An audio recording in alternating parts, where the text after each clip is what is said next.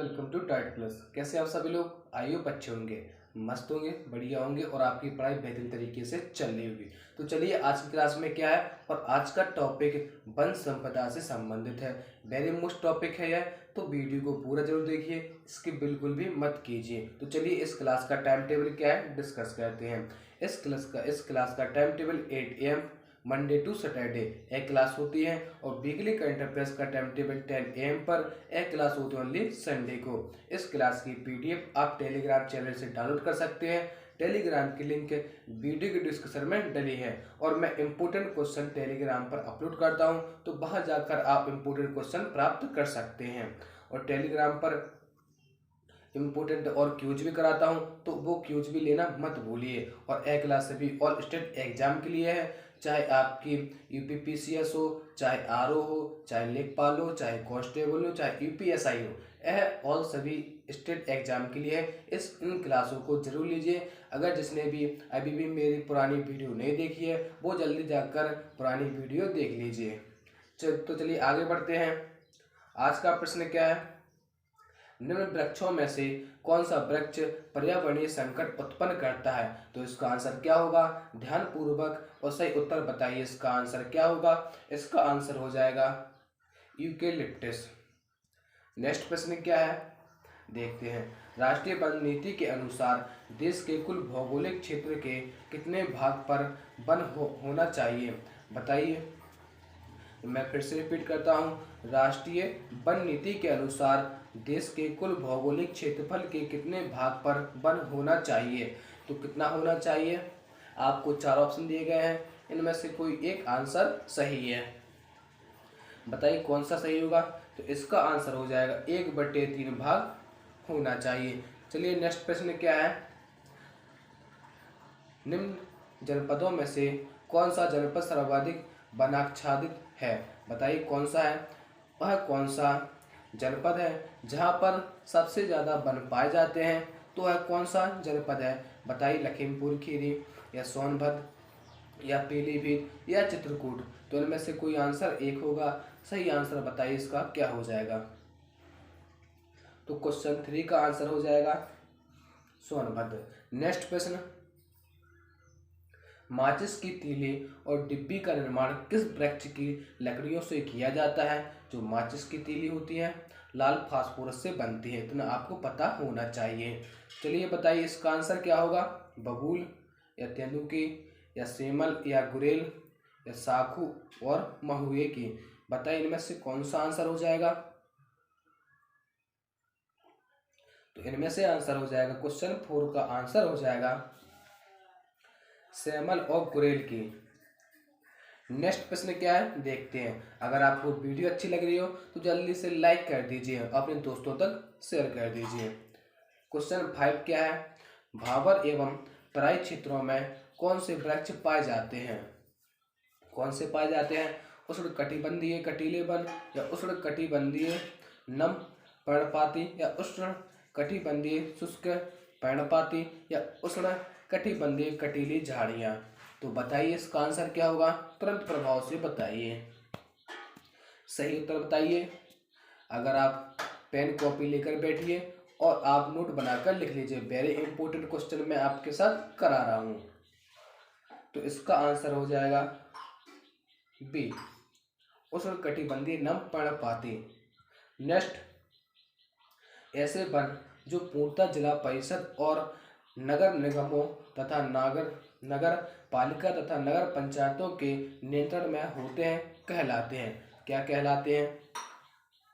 राजकीय वन, या संरक्षित वन, या सामुदायिक वन, या आरक्षित वन? तो इसका आंसर क्या हो जाएगा? क्वेश्चन 6 का आंसर हो जाएगा सामुदायिक वन। नेक्स्ट प्रश्न क्या है देखते हैं। किस वृक्ष के पत्ते से बीड़ियाँ बनाई जाती हैं? आपको पता है बीड़ियाँ क्या होती हैं? अगर जो गांव से बिलोंग करते हैं तो उन्हें पता होगा। जो बूढ़े बुजुर्ग होते हैं तो बीड़ियाँ पीते हैं। आ गया समझ? अगर आप गांव से बिलोंग करते होंगे तो इतना पता होगा आपको। तो बताइए।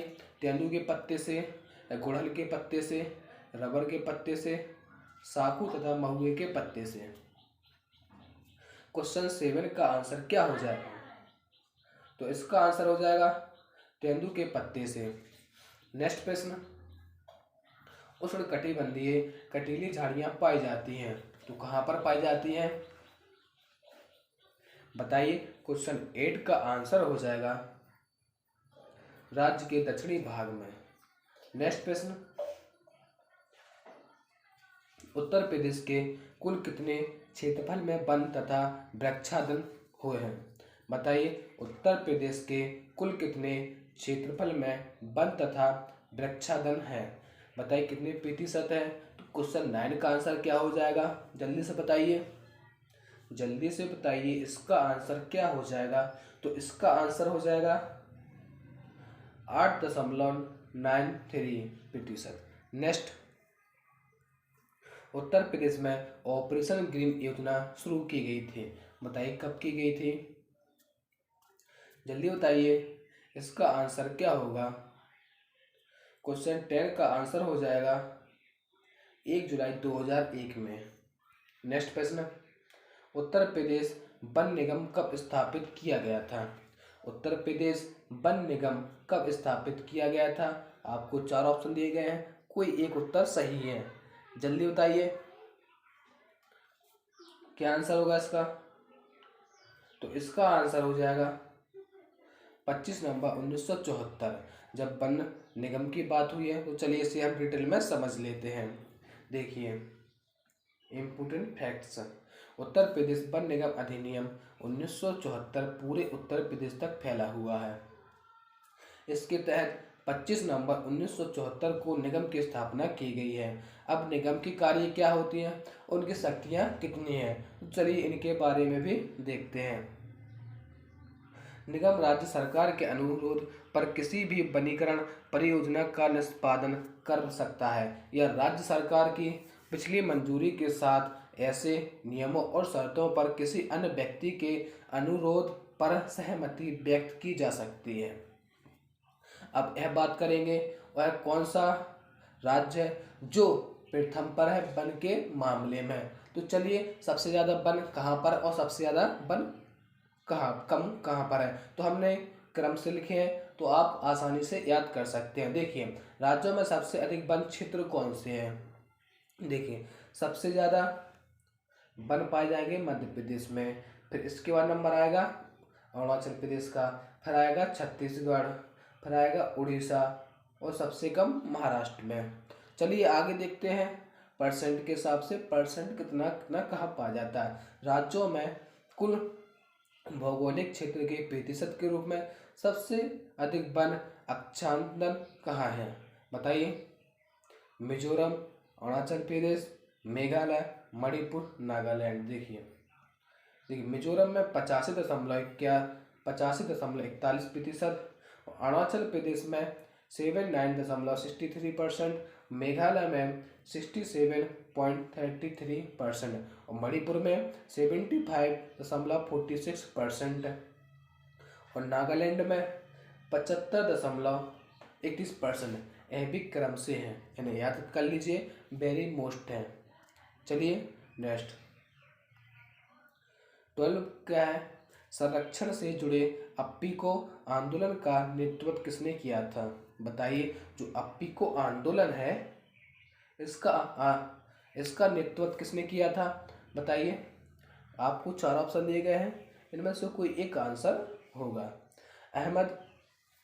अहमदाबाद की सरलाबेन या राजकोट की मीराबेन या सिरसी के पांडुराव हेगड़े या कसौली के सुंदरलाल बहुगुणा। बताइए कौन सा आंसर सही हो जाएगा?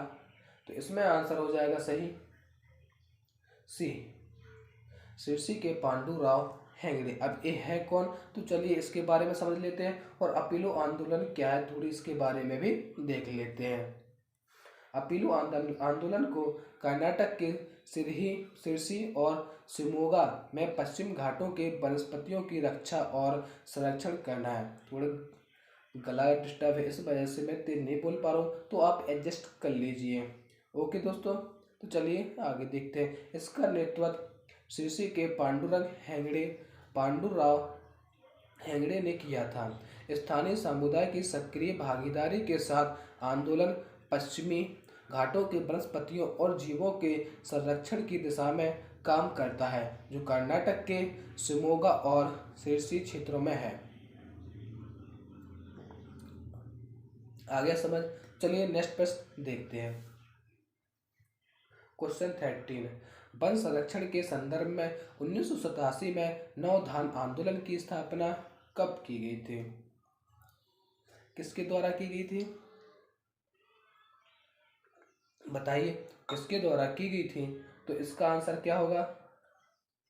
क्वेश्चन 13 का आंसर हो जाएगा वंदना सहवाग। तो चलिए नेक्स्ट प्रश्न।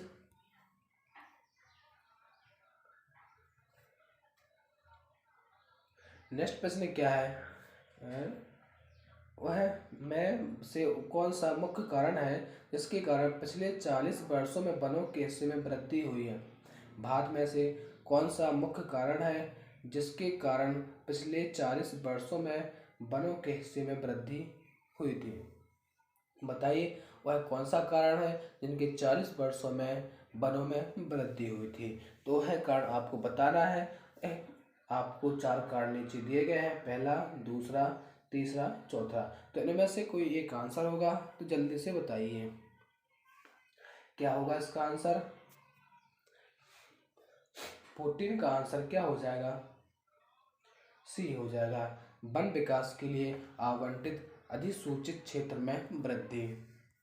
नेक्स्ट प्रश्न, भारत के सांख्यिकीय सार के अनुसार भारत के कितने राज्यों केंद्र शासित प्रदेशों में 33% से अधिक वन क्षेत्र पाए गए हैं?